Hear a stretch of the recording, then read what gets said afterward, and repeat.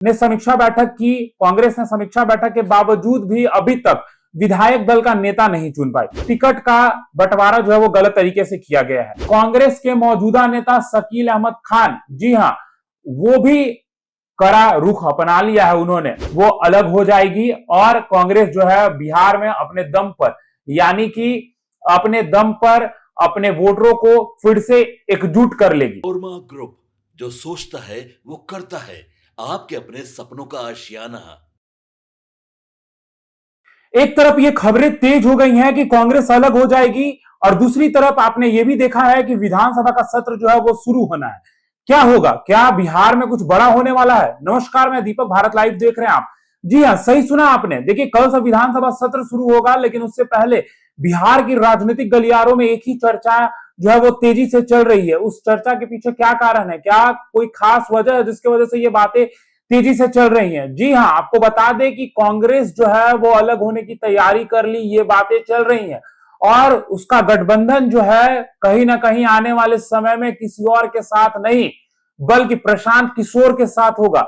ये बातें खूब चल रही हैं। आखिर इन बातों के पीछे क्या तथ्य है? क्या इसके पीछे कोई ऐसा मुख्य वजह है जिसके वजह से ये बातें चल रही है? जी हां, आपको बता दें कि कांग्रेस के ही एक बड़े नेता ने एक ऐसी बात कह दी कि जिसके बाद ये चर्चाएं तेज हो गई हैं।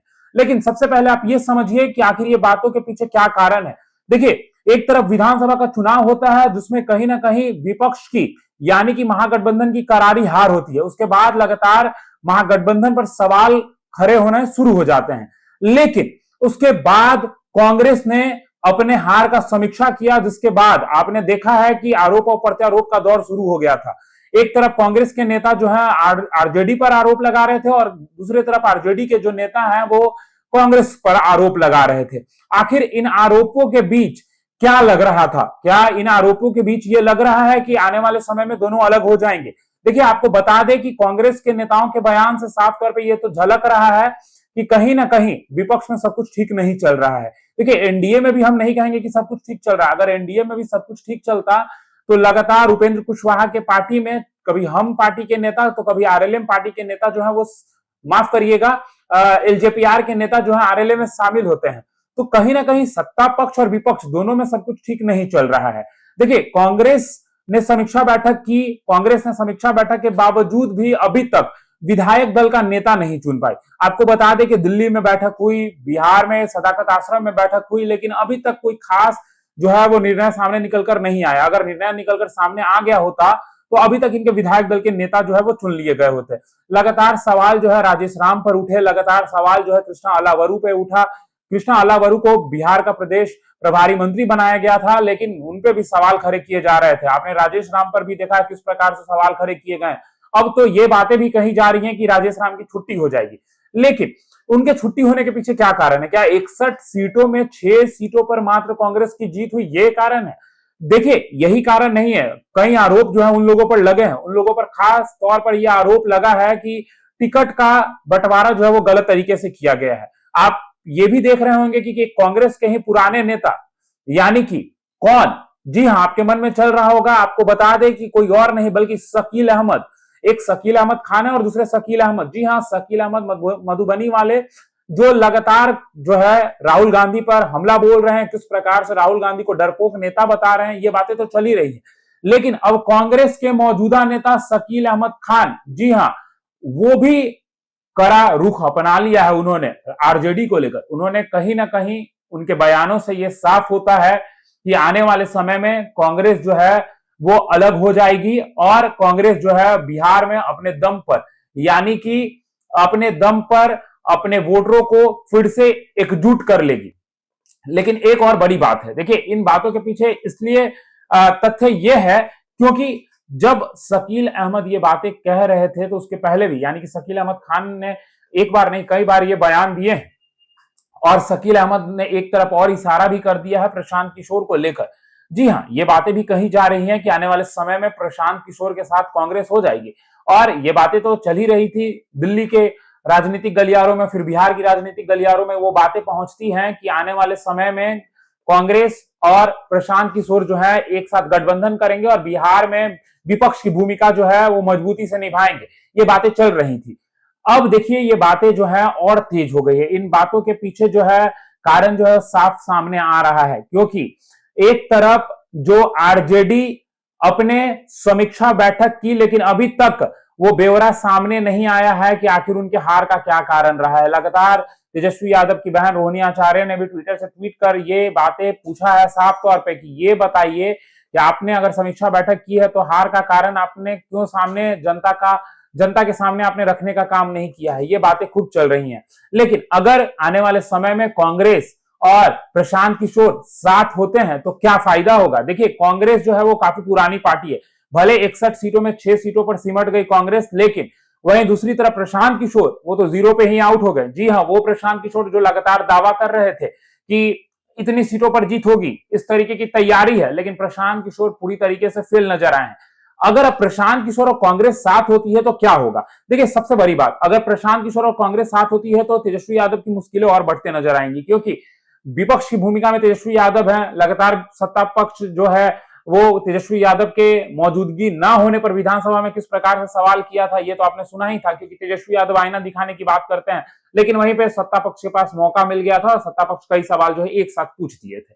अब अगर कांग्रेस और प्रशांत किशोर साथ होते हैं तो देखिए एक पुराना पार्टी है और दूसरा प्रशांत किशोर रणनीतिकार है। आने वाले समय में ये लोग मिलकर एक बेहतर प्लान बना सकते हैं और आने वाले समय में बिहार में विपक्ष को मजबूत कर तेजस्वी यादव को जो है कहीं ना कहीं विपक्ष से बाहर कर सकती है। ये बातें खूब चल रही हैं, लेकिन तेजस्वी यादव के पास भी 25 विधायक है, ये भी भूलना नहीं चाहिए। अब देखिए ये तो तेजस्वी यादव की बात हो गई, ये बातें जो है प्रशांत किशोर की हो गई और ये बातें कांग्रेस की हो गई। जी हाँ, शकील अहमद खान का ये सारा जो एक निजी चैनल से बातचीत करने के दौरान ये बातें उनके द्वारा कही गई है। साफ तौर पर उनका इशारा जो है साफ तौर से समझ आ रहा था, यानी कि कांग्रेस जो है वो अब अकेले चलेगी। आपने देखा है कि ये बातें भी उन्होंने कही है कि एकला चलो की रास्ते पर जो है वो कांग्रेस अब बिहार में चलेगी, क्योंकि घाटे के सौदा में रहना उनको पसंद नहीं है। देखिए ये एक खबर, लेकिन वहीं दूसरी तरफ अगर हम बात करें तो क्या कुशवाहा ने अपने विधायकों को मना लिया, ये बातें खूब चल रही हैं।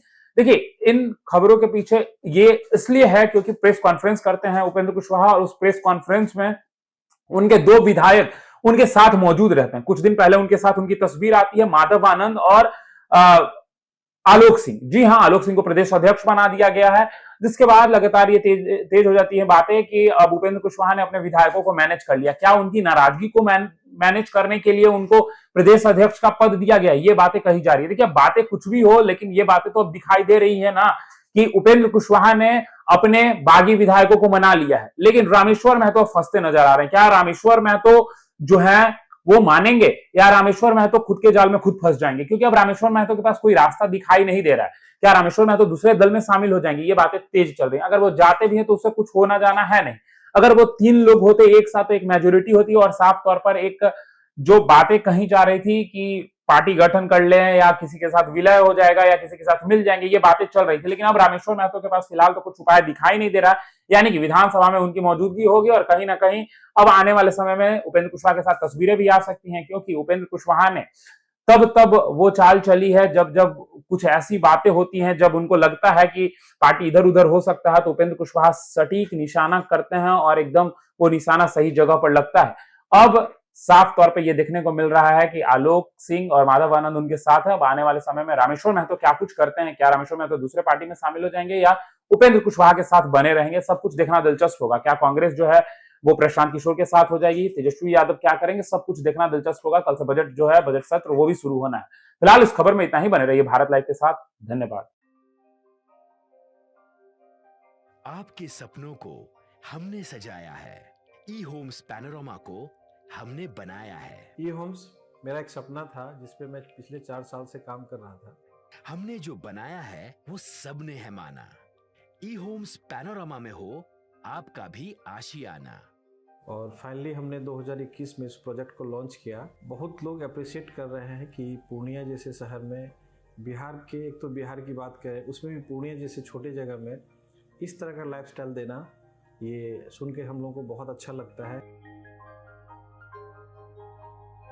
ई होम्स में हमने कुछ और भी किया है, जैसे हम जिस जगह में रह रहे हैं हमारे फैमिली सिक्योर हो, उनको सिक्योरिटी का ध्यान में रखा है। आपकी सुविधा और सुरक्षा आपके लिए खास है, ये आपका विश्वास है। इसमें आर्टिफिशियल इंटेलिजेंस का 7 लेयर सिक्योरिटी का हमने इस्तेमाल किया है। लस ग्रीन कैंपस को बनाया है, यदि हमारा बाउंड्री वाल है तो वो वर्टिकल गार्डन है। ये जितनी भी फैसिलिटी होता है एक इंटरनेशनल टाउनशिप में, ई होम्स है, ये हम लोग विश्वास नहीं कर पा रहे हैं। जो भी हमारे मित्र दोस्त या जो भी हमारे बाहर के बाहर आते हैं तो हम लोगों को बहुत अच्छा सुनने को मिलता है और बहुत अच्छा क्रेडिट मिल रहा है। वो सारा हमने सिर्फ एक बिल्डिंग नहीं बनाया, हमें एक बहुत अच्छा लाइफस्टाइल दिया ई होम्स में, और मेरा एक सपना था जिसको मैं आज फुलफिल होते हुए देख पा रहा हूँ। ये आपका आवास है। ई होम्स पैनोरामा में अब आपका निवास है। E homes panorama, luxurious lifestyle redefined. Panorama group, जो सोचता है वो करता है। अगर ये वीडियो पसंद आई और वह बिहार के राजनीति और बिहारियत से सरोकार रखेनी तो सब्सक्राइब बटन दबा के चैनल के सब्सक्राइब कर ली। ओजे एगो घंटी बा, ओकरा बटन दबा देला से कुल सटीक और मारक खबर रुआ मुफ्त में मिल जाई। अगर रुआ पत्रकारिता के हमनी के नया प्रयोग में सहयोग कर चाहतानी तो ज्वाइन बटन दबा दी। पेटीएम नंबर नोट कर ली 9386816700।